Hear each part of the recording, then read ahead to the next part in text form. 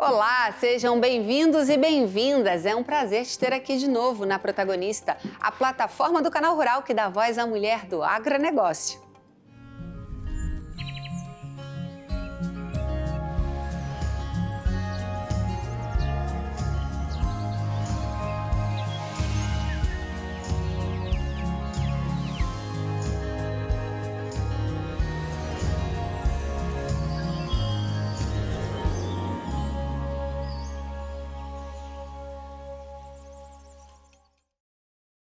O Brasil é o terceiro maior produtor de vinhos da América do Sul, com destaque para o Rio Grande do Sul, responsável por 90% da produção nacional.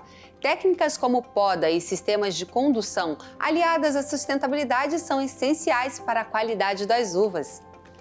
Hoje eu converso com Ana Cristina Crespani, empresária e que está à frente do Viva la Vida. Mas antes, vamos conhecer um pouquinho mais sobre ela? Ana Cristina Crespani, nascida em Encantado, no Rio Grande do Sul, cresceu imersa no agro. Com avós produtores e um pai técnico agrícola, viveu os desafios e oportunidades do campo, acompanhando de perto a expansão do setor no Mato Grosso.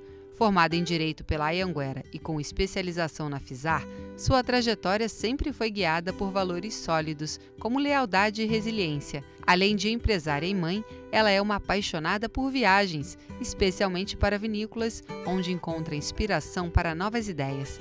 Ana se considera uma verdadeira protagonista, pois cada dia constrói sua história e fortalece sua marca.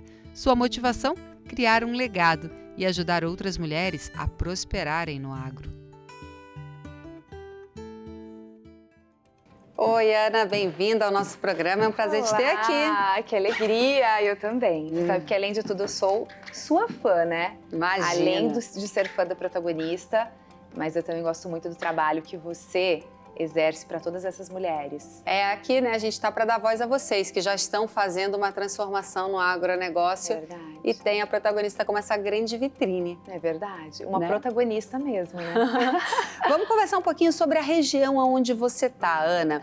Como é essa região lá e como é que começou, né, essa sua história com as uvas e com o vinho? Então, vamos lá. Eu sou do Rio Grande do Sul, sou gaúcha.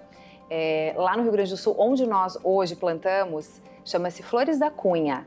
É uma região, porque lá, imagine assim, que lá tem uma serra, onde tem, digamos, a predominância, que chama-se o Vale dos Vinhedos, né? Onde muitos produtores, pequenos produtores e os grandes, as grandes vinícolas importantes, né, no Brasil, têm seus vinhedos. Mas você imagina o Rio Grande do Sul, por mais que é um estado pequeno, né, consideravelmente pequeno em relação a todo um Brasil, ele produz muita uva. E nessa região onde nós plantamos, que é Flores da Cunha, é uma região muito importante para a produção de espumantes. Então, a minha história começou um pouquinho antes de Flores da Cunha, onde os meus avós plantavam. Meus avós já faziam vinho, acho que eu já te contei isso, muito legal. Eu nasci e me criei praticamente vendo os meus avós fazer vinho de garrafão, que é aquele vinho artesanal, colonial, que todos conhecem. E aí sim, depois veio essa história toda com a uva, já digamos assim, já na minha fase adulta, já uma mulher. Aí veio essa história com a uva para, então, formar os meus vinhedos e aí trabalhar com os espumantes, que hoje eu produzo espumantes em Flores da Cunha. Meus avós plantavam numa região um pouquinho mais, digamos, vamos pegar o Rio Grande do Sul? Eu tô na serra hoje, né, digamos ali nesse vale, praticamente nos vales dos vinhedos ali, perto de Bento Gonçalves, que é Flores da Cunha, e os meus avós plantavam a 60 quilômetros, no interior, bem na colônia, onde a gente também planta e a gente vai falar sobre os vinhedos e sustentabilidade nessa região. Exatamente. E por que essa região ela é tão especial, Ana? Então, essa região onde nós estamos hoje, que é Flores da Cunha, é uma região muito importante, porque imagina assim, que nós temos um Brasil inteiro que hoje tem uma exploração muito grande em outras regiões do Brasil, né, que estão plantando uvas e estão tendo descobertas incríveis em relação ao plantio e cultivo da uva, que antes não tínhamos. Antes, o estado do Rio Grande do Sul, ele era, digamos, o principal produtor. Mas essa região tem algo bem interessante. O solo dessa região, que é um solo, digamos assim, a gente pensa muito nisso, eu não sei se todos que estão nos assistindo, eles entendem um pouquinho sobre essa questão do solo, mas o que nós chamamos de solo e desse espaço que compõe? É o terroir, né? E o que é o terroir? O terroir é o lugar onde você tem o solo, o clima e o relevo. Se você tem esses 3 componentes perfeitos, você tem um lugar extremamente especial, como você colocou. Flores da Cunha tem isso. Ele tem um clima ameno. O que é um clima ameno para uva? Vamos falar da cultura da uva. Ele tem um clima onde você tem uma amplitude térmica muito grande, tá? Então ele tem também as estações muito definidas, que é o que a gente precisa para a videira. O verão dele é um verão de bastante calor, bastante sol, então a gente vai amadurecer essa uva com qualidade, porém ele tem o frescor da noite. E ele mantém exatamente o que nós precisamos, que são os sabores, os aromas. Então ele faz com que as uvas se tornem muito mais aromáticas.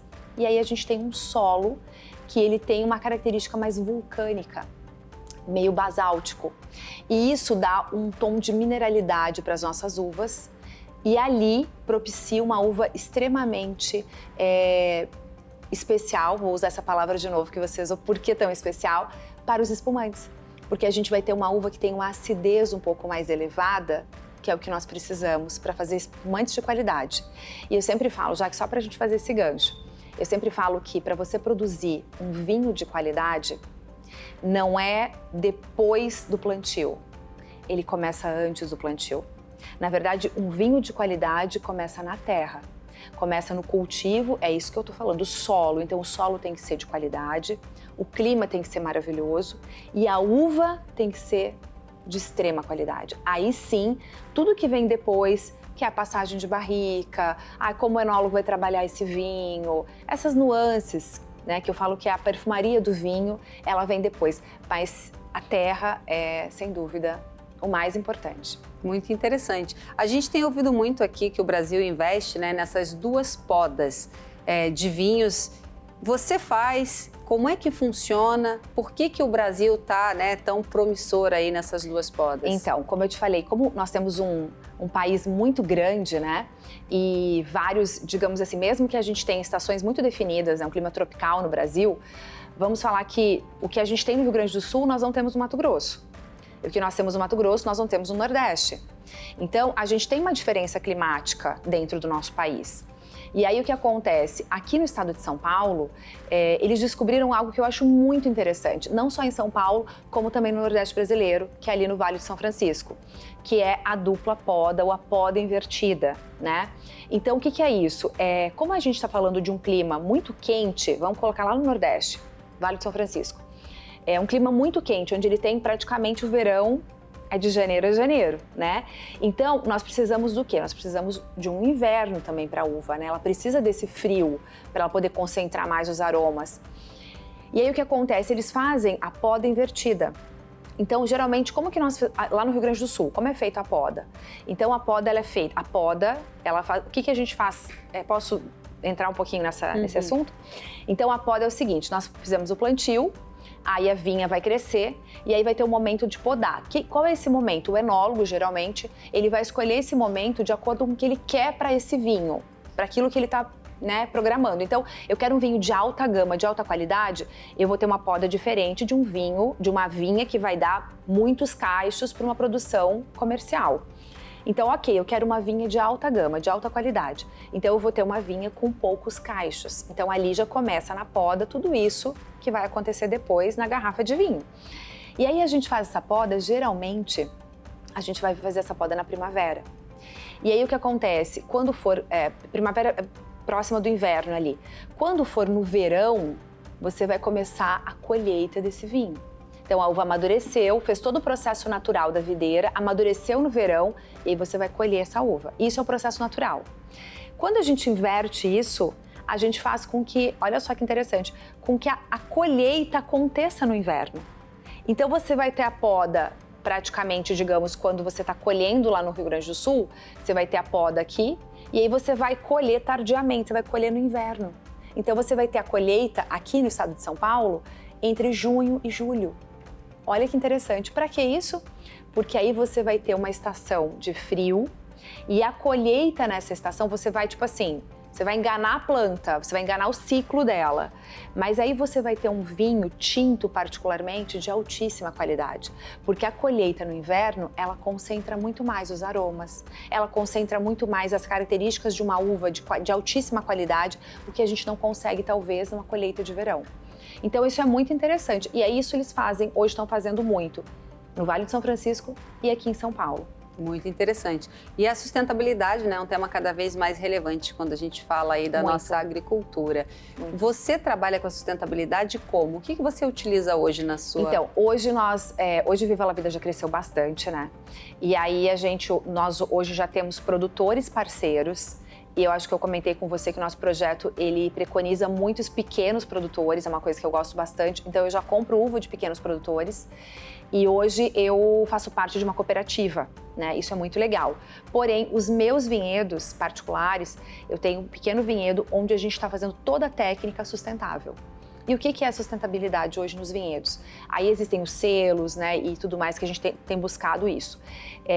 Desde o composto orgânico, que é da própria casca e semente da uva, que nós usamos para composto da terra, até a água retornável dos nossos vinhedos, até o uso que antigamente nós chamávamos de, como se fosse os fitossanitários, né, que são os aditivos químicos para o vinhedo, que hoje a gente não pode mais usar o nome de pesticidas, né?